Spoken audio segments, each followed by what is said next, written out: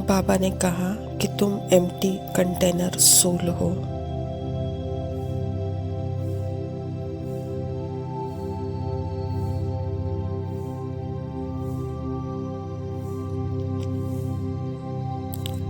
खाली हो जाओ आत्मा सारे संस्कारों से।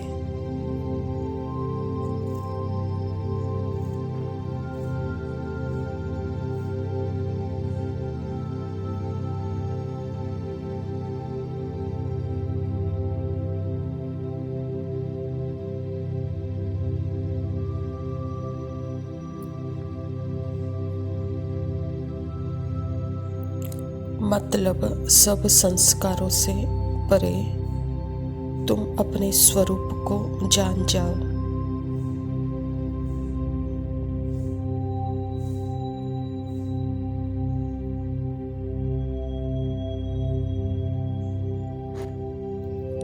अब वो खाली आत्मा बाबा के संस्कारों को अपने अंदर इमर्ज करती है वापस।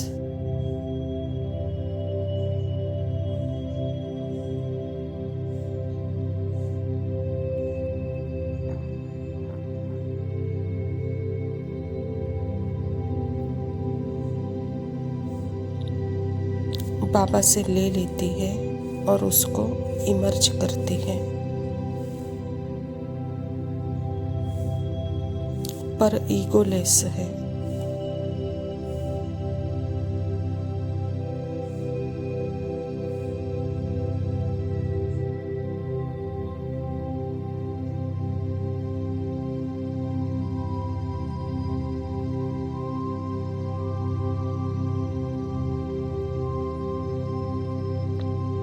मैं स्वाति खाली, मैं अच्छी नहीं हूँ, मैं खराब हूँ, वो वाली खाली नहीं है।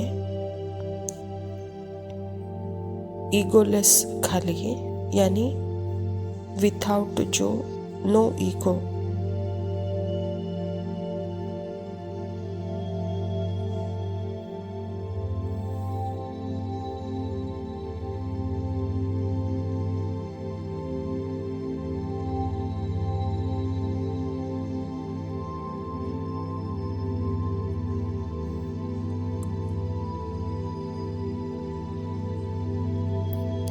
वो आत्मा बाबा के संस्कारों को ले सकती है, फिर एक्शन में लाती है।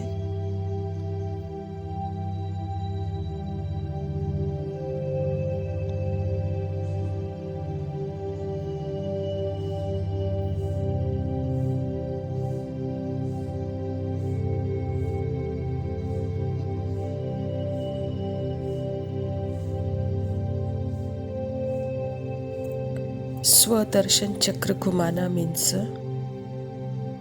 सिर्फ इसको देखना नहीं, विजुअल करना नहीं। विजुअल करना अच्छी बात है, खराब नहीं है, पर विजुअल के पीछे जो संस्कार है उसको देखना।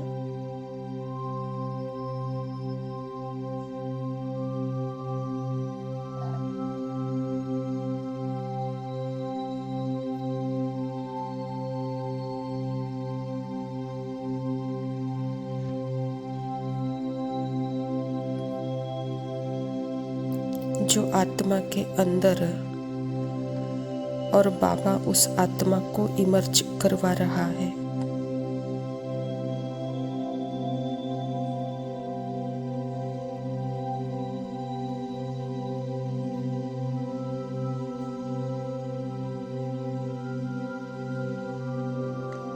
बाबा ने कहा, यह भी कहा था कि तुम पहले बेगर बनो, फिर प्रिंस बनो।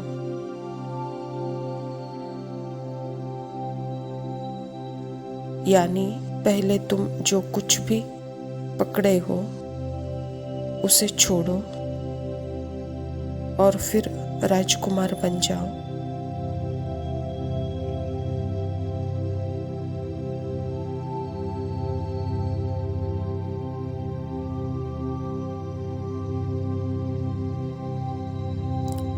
यानी पुराने संस्कार यानी पुराने उन संस्कारों से खाली होना है।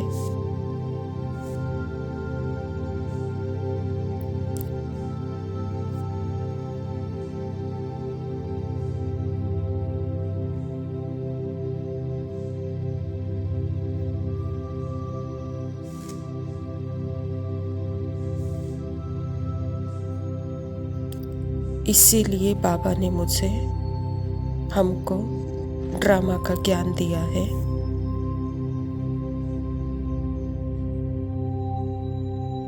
क्यों दिया है बाबा ने ड्रामा का ज्ञान?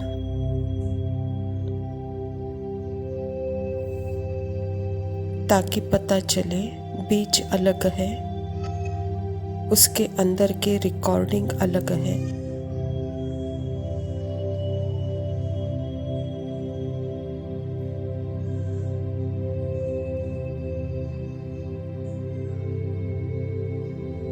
पहले तो हम आत्मा और उसके अंदर के अनुभवों की रिकॉर्डिंग अलग है।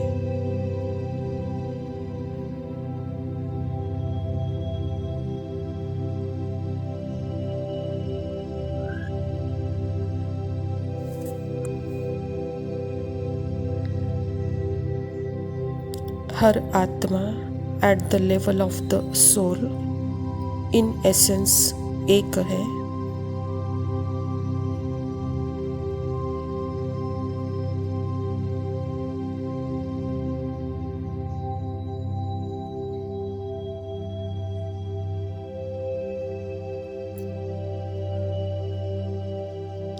मेरी रियलिटी ऑफ सोल और आपकी रियलिटी ऑफ सोल बिल्कुल सेम है।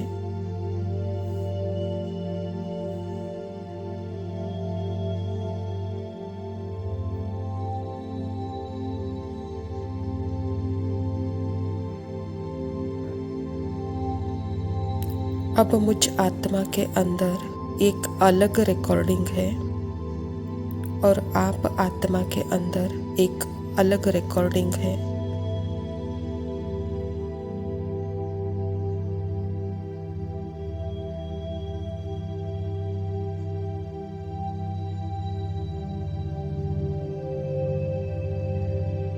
गलत कुछ भी नहीं है, लेकिन अलग है। इसीलिए बाबा ने हमें ड्रामा की पहचान देते हैं।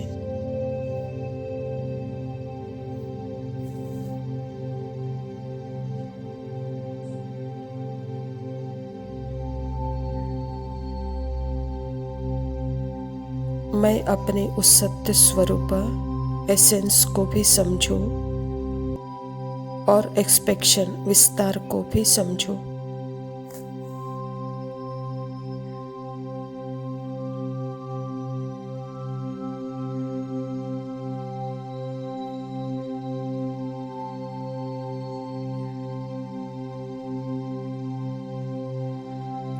अगर मैंने विस्तार को समझा है तो मुझे एसेंस सबका एक समान फील होगा।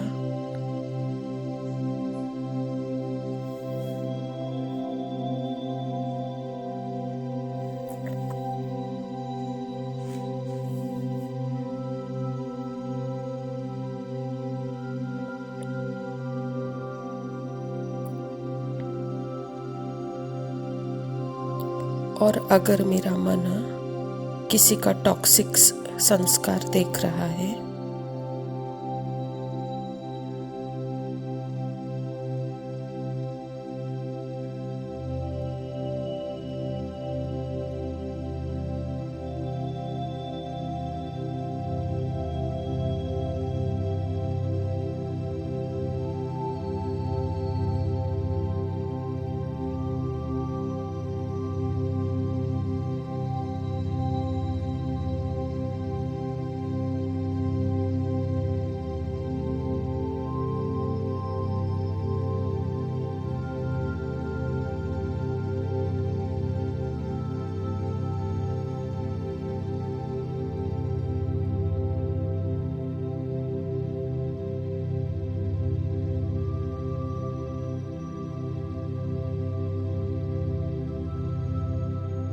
ओम शांति।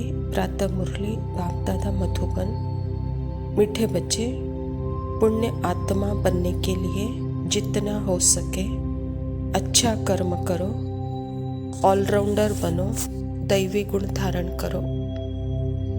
स्वयं परमपिता परमात्मा शिव बाबा प्रजापिता ब्रह्मा के तन में आकर के यह ईश्वरीय विश्वविद्यालय की स्थापना की है और इस ईश्वरीय विश्वविद्यालय के द्वारा ही हमको सर्वश्रेष्ठ कर्म कौन से होते हैं उसका ज्ञान हम बच्चों को दे रहे हैं, ऑलराउंडर बना रहे हैं। ऑलराउंडर का अर्थ ही है अपने स्वधर्म को जानना, अपने आप को पहचानना, अपने जागृति में रहना।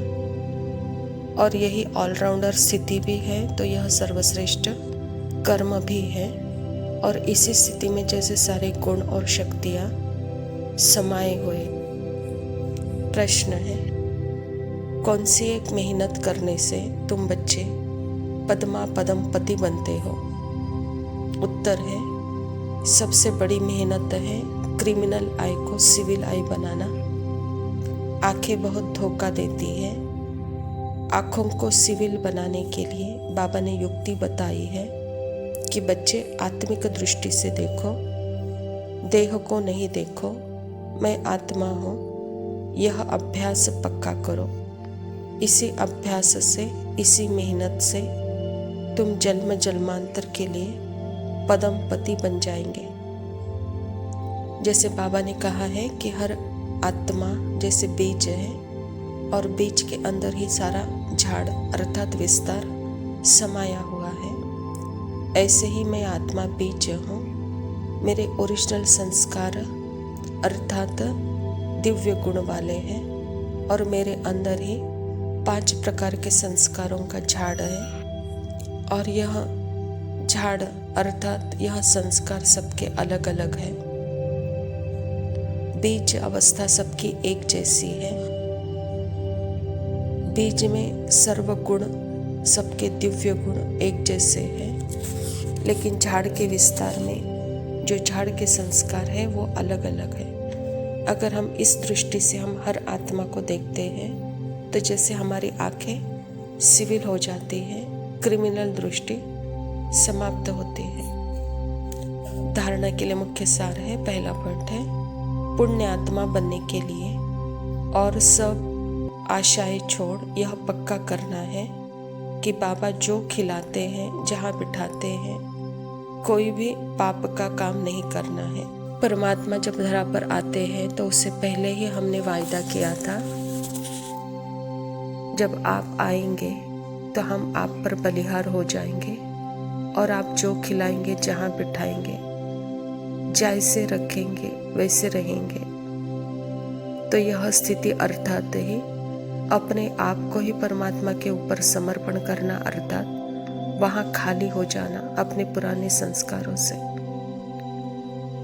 और परमात्मा वहाँ निमित्त मात्र उस खाली कंटेनर को जैसे यूज करता है तो वह जैसे परमात्मा करावनहार हो जाता है, अर्थात मेरे से वह करा रहा है। तो उसमें भी मैंपन का भाव नहीं, वहाँ बाबा करा रहा है। तो जब बाबा करा रहा है तो वहाँ जैसे कि ईगोलेस है, पाप से मुक्त है। दूसरा पॉइंट है ईश्वरीय लॉटरी प्राप्त करने के लिए रूहानी सर्विस में लग जाना है। ज्ञान की धारणा कर औरों को कराना है। अच्छा मार्क्स लेने के लिए कोई भी कर्म याद में रहकर करना है। बाबा कहता बच्चे, अभी के समय में जैसे संगम युग पर लॉटरी लगी है, इस संगम पर ही यह पुरुषोत्तम बनने की लॉटरी मिलती है। तो बाबा कहता है यहाँ पे अपने स्थिति में रहकर जो भी कर्म करते हो वह जैसे कि धारणा भी होती है और अच्छे मार्क्स भी मिलते हैं। वरदान माया और प्रकृति को दासी बनाने वाले सदा स्नेही भव। जो बच्चे सदा स्नेही हैं वह लवलीन होने के कारण मेहनत और मुश्किल से सदा बचे रहते हैं। उन्हों के आगे प्रकृति और माया दोनों अभी से दासी बन जाती है, अर्थात सदा स्नेही आत्मा मालिक बन जाती तो प्रकृति माया की हिम्मत नहीं, जो सदा स्नेही का समय और संकल्प अपनी तरफ लगाए। उनका हर समय हर संकल्प है ही बाबा की याद और सेवा के प्रति। स्नेही आत्माओं की स्थिति का गायन है, एक बाप दूसरा न कोई। बाप ही संसार है, वे संकल्प में भी अधीन नहीं हो सकते। बाबा जब आत्मा को बीज की रियलिटी दिखाते हैं तो बीज जैसे कि परमात्मा समान सर्वगुण सर्व शक्तियों से जैसे भरा हुआ है, और वह स्वरूप को जब अपने अनुभव में देखती है या जागृत होती है, तब वह दूसरे संस्कारों में जैसे कि वह अडॉप्ट नहीं होती है। तो इसको ही कहा जाता है माया और प्रकृति जैसे दासी है। तो ऐसे स्नेही संस्कारों वाली आत्मा सदा परमात्मा को ही अपना संसार, एक बाप दूसरा न कोई, वह अपने ही संस्कारों में अर्थात संकल्प में अधीन नहीं हो सकते। इसीलिए उसके सामने माया और प्रकृति की भी आने की हिम्मत नहीं होती है। स्लोगन है, नॉलेजफुल बनो तो समस्याएं भी मनोरंजन का खेल अनुभव होगी। अच्छा मीठे मीठे सिकिलते बच्चों प्रति माता पिता बाप दादा का याद प्यार और गुड मॉर्निंग। रूहानी बाप के रूहानी बच्चों को नमस्ते। हम रूहानी बच्चों की रूहानी माता पिता बाप दादा को याद प्यार और नमस्ते। लव यू बाबा, शुक्रिया। ओम